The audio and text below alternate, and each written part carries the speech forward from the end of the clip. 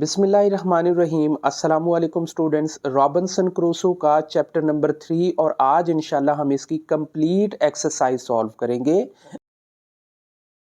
मेरे साथ रहिएगा ताकि आसानी से आपको चैप्टर नंबर 3 का जो कंसेप्ट है वो समझ आ सके और आप अच्छे से अपने आंसर क्वेश्चंस कर सकें। आज असल में आउटडोर थोड़ी बारिश हो रही है, थोड़ा थंडरस्टॉर्म है, बैकग्राउंड में थोड़ी आवाज़ आपको गरजने की सुनाई देगी, तो इसके लिए मैं माफ़ी चाहूँगा, इग्नोर कीजिएगा। और हम चलते हैं अपने टॉपिक की तरफ। तो हमारा जो क्वेश्चन नंबर 1 है स्टूडेंट्स, वो है complete the paragraph of words from the chapter number 3। ये बेसिकली कंप्रीहेंशन से रिलेटेड है। इसमें हमारे सामने मैं ज़रा पॉइंट निकाल लूँ, पॉइंटर, और ये हमारे सामने वर्ड्स दिए हुए हैं जो हमने इन फिल इन द ब्लैंक्स में एडजस्ट करने हैं। इसका तरीकाकार सबसे आसान होता है। देखिए, सबसे पहले आप लोगों ने इन वर्ड्स को बहुत अच्छे से समझना है और जो वर्ड नहीं आता है उसके मीनिंग को समझना है। देन आपने 2 दफ़ा 3 दफ़ा इस पैराग्राफ को रीड करना होता है। टाइम बहुत अच्छा होता है, लेकिन जल्दबाजी नहीं करनी है, क्योंकि एक अगर आंसर आप गलत देंगे तो उसके बदले में एक और आंसर भी गलत हो जाएगा आपका, जो फिल इन द ब्लैंक में कहीं जाएगा। रीड करते हैं जी। द पुर्तगीज कैप्टन प्रॉमिस्ड, कि उसने प्रॉमिस किया Robinson Crusoe to Guinea, but he asked to buy his यकीनी तौर पे आपको समझ आ गया होगा कि उसने बोट परचेज करनी थी। Which he wanted to use the ship for he gave the Crusoe some money to jury the promise to the gave the boys. Boys कौन सी थी भाई? बैक करेगा 10 साल में उसे। ये आपने चैप्टर नंबर 3 के तीसरे पैराग्राफ में ऑलमोस्ट देखा कि उसने वो उसकी फ्रीडम को वापस करेगा। So freedom. Robinson Crusoe accepted the क्या किया था? एक्सेप्टेड द ये देखिए साइन ऑफ एपोस्ट्रोफी साथ में लगा हुआ है। इसका मतलब ये या तो इसमें से कैप्टन होना चाहिए और या इसमें से वो कोई और चीज़ होनी चाहिए। तो चूंकि कैप्टन है, इसमें दूसरा मैं हिंट आपको ये दे दूं कि देखिए TH द यूज़ किया गया है, तो ये एक आर्टिकल है और ये आमतौर पे जो है ना, आपको पता है कि ये प्रॉपरली एक प्रॉपर नाउन के साथ यूज़ हो रहा होता है, तो कैप्टन के लिए इसने यूज़ किया। Some time later he was in Brazil, there was some on the sugar. Sugar के साथ क्या आएगा? शुगर बेसिकली उसने प्लांटेशन की थी, शुगर प्लांटेशन उसने की है। अभी शुगर प्लांटेशन हम यहाँ पे टिक कर लेंगे। And the he wanted to help the Crusoe's good life and the at planting at first, यानी सबसे पहले उसने जाके, चूंकि गन्ने के खेतों में काम किया था, वहाँ पे उसने वही चीज़ सीखी थी, तो एट फर्स्ट से हमें गैस होता है। वैसे हमें आइडिया नहीं हो रहा था कि कौन सी फसल है, लेकिन एट फर्स्ट से हमें आइडिया होगा कि उसने शुगर केन। एंड देन, और उसके बाद उसने टोबैको किया था। सो टोबैको हमारा नंबर 6 पे आ जाएगा, नंबर 6 पे आ जाएगा। अच्छा, ग्रो जो है वो क्या चीज़ होती है? ग्रो या तो क्रॉप्स ग्रो होती हैं या बिजनेस ग्रो होता है। अब यहाँ पे क्रॉप्स तो कोई है नहीं है, सो उसका क्या ग्रो हुआ था? बिजनेस ग्रो हुआ था। सो नंबर 7 पे हमारे पास, ये नंबर 7 पे हमारे पास बिजनेस आ जाएगा। And but the other dream and the wanted to be his life as, और बाकी जो हमारे पास बचा है वो एडवेंचर ही रह गया। ये एडवेंचर नंबर 8 पे आएगा। अब इनके हम क्वेश्चन भी चेक कर लेते हैं। नंबर 1 पे बोट है, फ्रीडम है, कैप्टन, प्लांटेशन, शुगर केन। इसका आप स्क्रीनशॉट ले लें स्टूडेंट्स, ताकि आपको याद करना इजी हो जाए। नेक्स्ट क्वेश्चन की तरफ चलते हैं। Put the following event in order to the happening, के ये तरतीब करनी है। यहाँ पे ये हमारे सामने कुछ दिए हुए हैं लाइनें ABCDEF की, और जो कि हमने तरतीब करने। मैंने ऑलरेडी इनका ये जो आंसर है ये तरतीब में दे के लिखा हुआ है, ये मैंने इनको ऑर्डर किया हुआ। अब देखें, अगर हम रीड करते हैं नंबर 3 को, during the journey the bad weather below there ship of course के, चूंकि मौसम ख़राब हो गया था तो उनकी जो जहाज़ है वो ऑफ कोर्स हो गया था, यानी रास्ते से हट गया था। कोर्स कहते हैं रास्ते को। अच्छा, Robinson Crusoe swim all his strength left his the rocks behind, के उसने सारी जो रॉक्स थी उनको पीछे छोड़ दिया था। ऑलमोस्ट ये सारा कुछ एंड पे आ रहा होता है। Robinson Crusoe was happy to alive, जब वो रेस्क्यू कर लेता है, वो वहाँ से निकल जाता है, तो वो तभी तो वो जिंदा बचता है, इसलिए ये ऑलमोस्ट ये सबसे एंड होगा। द मैन सा just ship smashed into the rocks, के जब उसने, किसी बंदे ने आवाज़ दी थी ना लैंड की, तो उसी वक्त तकरीबन वो रॉक से स्मैश्ड कर गई थी, वो जो बोट है ना वो टकरा गई थी। The 3 men died storm weather calm down, और 3 बंदे मर गए थे उस काम डाउन वेदर के अंदर। Robinson Crusoe the some of his new friends decided to Guinea. अच्छा ये देखें, ये नंबर फर्स्ट पे सबसे पहले उन्होंने सफ़र किया है, सो ये नंबर फर्स्ट हो गया आपका।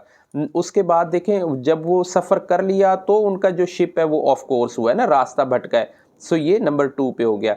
इसके बाद देखें कि जब कुछ मौसम ख़राब हुआ, जब स्टॉर्म आया तो उनके 3 बंदे जो थे वो उस मौसम की नज़र हो गए थे, और इसके बाद उनका जहाज़ टकराएगा।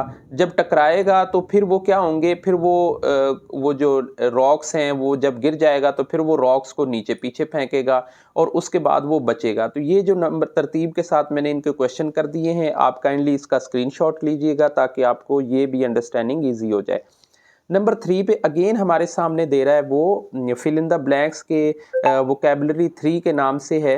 Complete the following sentences using the words below. Number 1 पे है डीप, वर्किंग, डेडली और टॉर्नेडो और fat.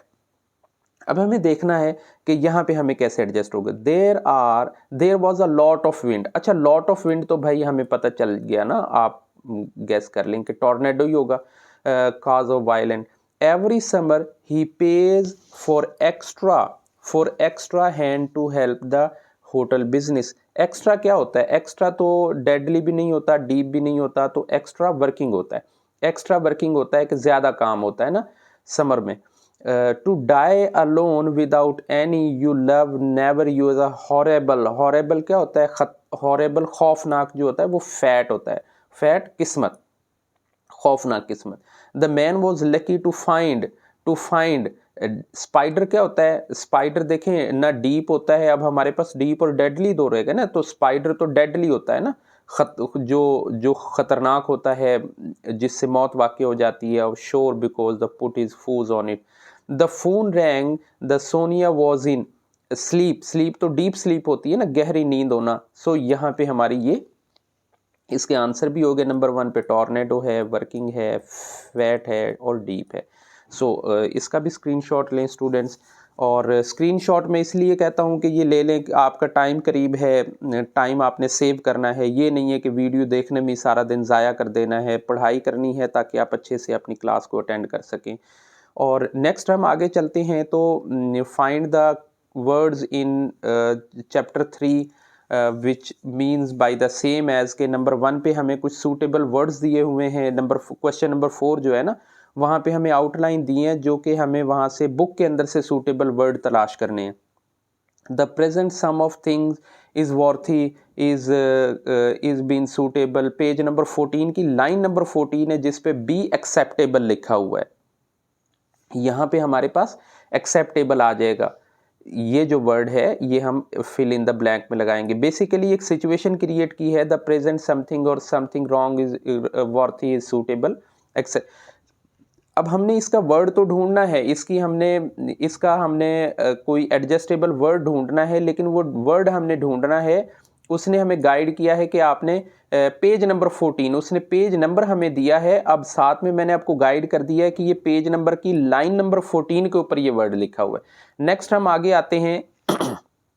A skill, talent, do something. तो ये पेज नंबर 16 के ऊपर लाइन नंबर 8 पे एक वर्ड है एबिलिटी। लाइन नंबर 8 पे एबिलिटी वर्ड दिया गया जो कि इस वर्ड के लिए इस स्किल, टैलेंट क्या होता है, स्किल क्या होती है, एक एबिलिटी होती है। सो यहाँ पे हम एबिलिटी वर्ड को एडजस्ट करेंगे। नंबर 3 पे आते हैं। सो नंबर 3 पे आते हैं, the feeling is very tired not having a strength, के बंदा थक जाता है जब उसकी एनर्जी। तो ये भी हमें पेज नंबर 16 पे जो है हिंट मिला हुआ है कि पेज नंबर 16 पे कोई ये वर्ड हो सकता है। सो लाइन नंबर 12 को अगर आप रीड करें अपनी बुक से, चैप्टर नंबर 3 का, तो यहाँ पे वर्ड है एग्जॉस्टेड आएगा, जो कि यहाँ पे एग्जॉस्टेड हम लिखेंगे। नंबर 4 पे हम देखते हैं being usable, unable to understand the situation, think clearly, कि जब कोई क्लियरली किसी बात को नहीं समझता है तो ये पेज नंबर 16 पे कोई वर्ड होगा। ये हमें बुक के अंदर यहाँ तक बताया हुआ है। अब मैंने आंसर आपको फाइंड करके दिया है जी कि ये वर्ड लाइन नंबर 12 के ऊपर अगर आप नोट करते हैं तो ये कंफ्यूज्ड एक वर्ड है जो यहाँ पे आएगा। नेक्स्ट हम आते हैं नंबर 5 पे, a place of protection the weather और द डेंजर, कि जहाँ खतरे और किसी मौसमी हालात से बचाव के लिए होती है, तो वो प्लेस बेसिकली एक शेल्टर होता है। लेकिन ये पेज नंबर 16 पे लाइन नंबर 17 है जिसके ऊपर ये दिया गया है शेल्टर है। सो ये इस शेल्टर को हम लेंगे। नेक्स्ट हम आते हैं, फॉलो अप एक्टिविटीज़ हैं हमारे पास, क्वेश्चंस हैं जिनके हमें आंसर देने हैं। सो ये फॉलो अप एक्टिविटीज़ का जो क्वेश्चन नंबर 1 है स्टूडेंट्स, वो है there are right, was it right to the Robinson Crusoe to give Xury to the captain, के क्या ये बात ठीक थी कि रॉबिन्सन क्रूसो ने जूरी को कैप्टन को एज ए स्लेव दे दिया? आप क्या कहते हैं, ये ठीक है नहीं है ठीक? आप क्या सजेशन करते हैं? तो मैं ये कह सकता हूँ, मेरे ख्याल में ऐसे हो सकता है, मे बी आप अपने वर्ड्स में इसे और अच्छे अंदाज में लिख सकें क्योंकि आप पूरा साल स्टडी कर रहे होते हैं इस पे। इन माय ओपिनियन, यानी कुछ हिंट मैं आपको दे रहा हूँ, कुछ आपके माइंड में है, तो उससे आपने सवालों को एडजस्ट करके लिखना है। Crusoe to give Xury as a captain slave is right, मेरे ख्याल में ये ठीक था। भला कैसे ठीक था कि क्रूसो के पास तो कोई अपने खुद से हालात थे नहीं, वो स्टेबल भी नहीं था, उसे उसको देने के लिए पैसे भी नहीं थे, वो उस मजदूरी भी नहीं दे सकता था, खाली वो उसे काम ही करा रहा था। मेरे ख्याल में उसने उसे कैप्टन को दे के ना ठीक कर दिया, बिकॉज पुर्तगीज जो कैप्टन है offered to purchase Xury slave work him and promise to slavery after the 10 years, के 10 साल बाद उसने उसे कहा था कि मैं इसे आज़ाद कर दूंगा। इस हिसाब से मुझे लगा कि ये जो डिसीजन था रॉबिन्सन क्रूसो का कि जूरी उसे दे दिया कैप्टन को, ये ठीक था। नंबर 2 जो क्वेश्चन है, was Robinson Crusoe right to give up the successful business to risk his life in adventure, क्या ये बात सही थी कि जब वो अच्छा भला कारोबार कर रहा था ब्राज़ील के अंदर, एग्रीकल्चर के अंदर वो काम कर रहा था, तो फिर से उसे एडवेंचर के अंदर नहीं आना चाहिए था? क्या ये बात ठीक है या नहीं है? सो देखें, अपना अपना ओपिनियन है। आप इसमें कुछ और बात कर सकते हैं एडवेंचरस टाइप की, मैं कुछ और कर सकता हूं, तो इसमें एज इट इज़ इसी सवाल को लिखने की भी ज़रूरत नहीं है। आप इसे एक हिंट के तौर पे लीजिएगा, it was not a right to risk is a life adventure in explanations, कि it was not a right to risk, कि ये हमारे लिए ठीक नहीं है कि हम अपनी लाइफ को रिस्क में डालें, हम हर वक्त एडवेंचर के लिए और कोई एक्सप्लोर या एक्सप्लेनेशंस के लिए। It is not usually right to have a successful life to risk in adventures of life, कि ये आम तौर पे तो ठीक होता है और कुछ हालात में ये ठीक भी नहीं होता है रिस्क को डालना। नंबर 3 पे क्वेश्चन देखते हैं, Robinson Crusoe was a very good swimmer and he saved his life, कि उसने रॉबिन्सन क्रूसो एक बहुत अच्छा स्विमर था जो कि उसकी एक अच्छी स्किल थी। अब सवाल हमसे ये किया जा रहा है कि व्हाट स्किल और एबिलिटी डू यू हैव? सबसे पहले तो हमें स्किल के बारे में होना चाहिए। Skill are very important, skills are very important, every one needs to them in life, और हर बंदे को इसकी ज़रूरत होती है। These are skills to, reading भी एक स्किल है, राइटिंग भी एक स्किल है, नंबर ऑफ स्किल्स होती हैं, कंप्यूटर जो है वो एक स्किल होती है। अब इससे सवाल, हम अपने सवाल का आंसर क्या दे सकते हैं कि I have a skill of performing in basic math, या आप इसका कोई बेसिक स्किल और अपनी एक्सप्लेन कर सकते हैं। आप एज ए गुड स्विमर हो सकते हैं, आप एज अ फुटबॉलर हो सकते हैं, आप एज अ अच्छे कोच हो सकते हैं, आप एक अच्छे रनर हो सकते हैं। तो जो आपकी एबिलिटी है वो आप अपनी एक्सप्लेन कीजिएगा। नंबर 4 क्वेश्चन है, what are the qualities of Robinson Crusoe that help the survival of disaster, कि जब वो इन परेशानियों में गिर गया था तो वो कौन सी उसकी जो क्वालिटीज़ थी, खूबियाँ थी जिनकी वजह से वो बचा है। कम्बिनेशन ऑफ क्वालिटीज़ थी उसके अंदर ना, कोई एक नहीं थी, कई सारी अच्छी खूबियाँ थी उसके अंदर कि उसने सर्वाइव किया। जैसे कॉमन सेंस उसकी थी, वो कॉमनली चीज़ों को सेंस कर लेता था, डिटर्मिनेशन भी उसका था, ब्रेवरी थी, प्लानिंग थी, he don't have take unnecessary risk, के वो गैर ज़रूरी जो रिस्क हैं वो भी नहीं लेता था। तो ये बेसिक उसकी क्वालिटीज़ हो गई।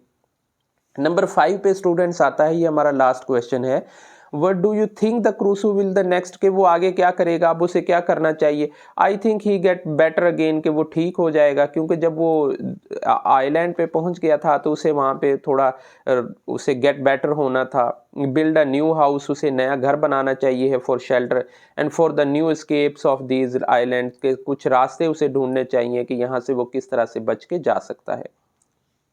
इंशाल्लाह नेक्स्ट वीडियो में अपने नेक्स्ट चैप्टर के साथ मिलेंगे। तब तक के लिए अल्लाह हाफिज़। और कोई बात अगर समझ में नहीं आती हो, कोई कंसेप्ट, कोई कंटेंट आपको इजीली समझ में नहीं आ रहा हो, तो आप कमेंट में लाजमी कीजिएगा। मैं जितने से हो सकूँगा उतना मैं बेहतर आंसर देने की कोशिश करूँगा। अल्लाह हाफिज़।